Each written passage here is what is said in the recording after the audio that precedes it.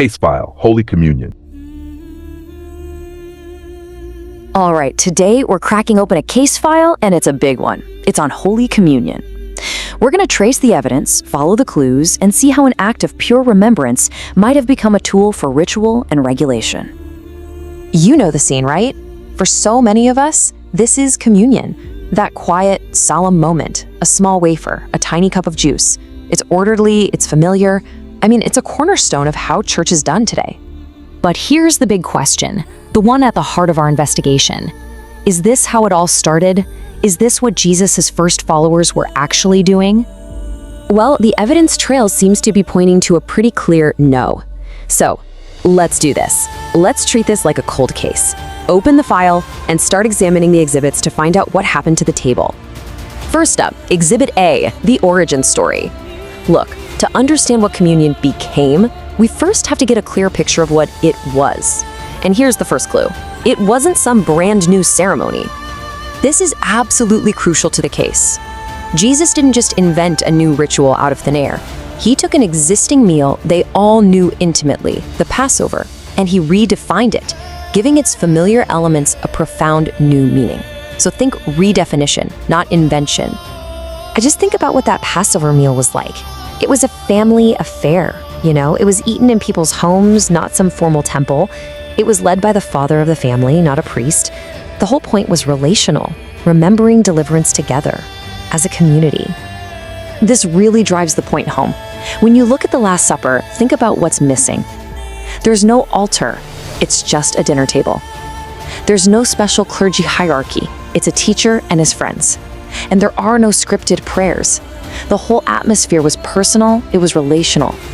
Okay, let's move on to our next piece of evidence. Exhibit B, the eyewitness accounts. What did the first Christians actually do after the resurrection? Did they suddenly switch gears and create a formal ritual? The book of Acts is pretty clear on this. The phrase breaking bread wasn't just a symbol. The text says they broke bread in their homes and ate together. We're not talking about a symbolic nibble here. The language is unmistakable. This describes a full meal. Now we come to what might just be the smoking gun in this case, Exhibit C.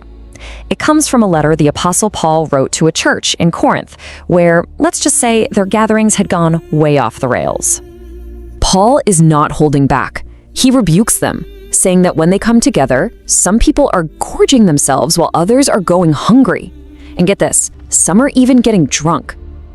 Let's just be logical for a second. There is no way you can get drunk on a thimbleful of juice, and you can't humiliate the poor with a tiny wafer. This verse only makes sense if communion was a full, actual meal that was being seriously abused. This is definitive evidence. So, if the evidence is so clear that communion was a meal, the next logical question for any investigator is, what was the motive for changing it? The answer, it seems, boils down to a problem of control. Think about it from an organizational standpoint. A real meal is messy. It spreads out authority, it puts everyone on the same level, and it's incredibly hard to scale up, to script, or to monetize. For a growing institution, that beautiful, messy meal started to look like a logistical nightmare.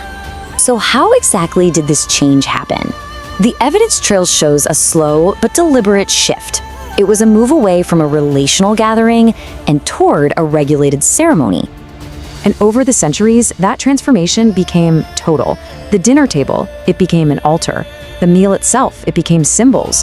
The home was replaced by a special building. And the family, they became an audience. You can see the trade-offs right here. The meal was relational and decentralized. The ritual that replaced it is efficient and scalable. Sure, it solves a lot of logistical problems, but you have to ask, at what cost?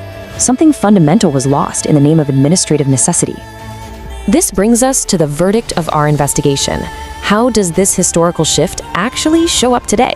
Well, when remembrance turns into regulation, you start seeing the symptoms of institutional control. A huge red flag is gatekeeping. When any leader claims that only their communion is valid or refuses to acknowledge communion taken outside their ministry, they're taking ownership of something that belongs to all believers. In effect, they're trying to sew a torn veil right back up. And that brings us to the final line. The one that when crossed, turns misguided regulation into outright abuse, and it has to do with money.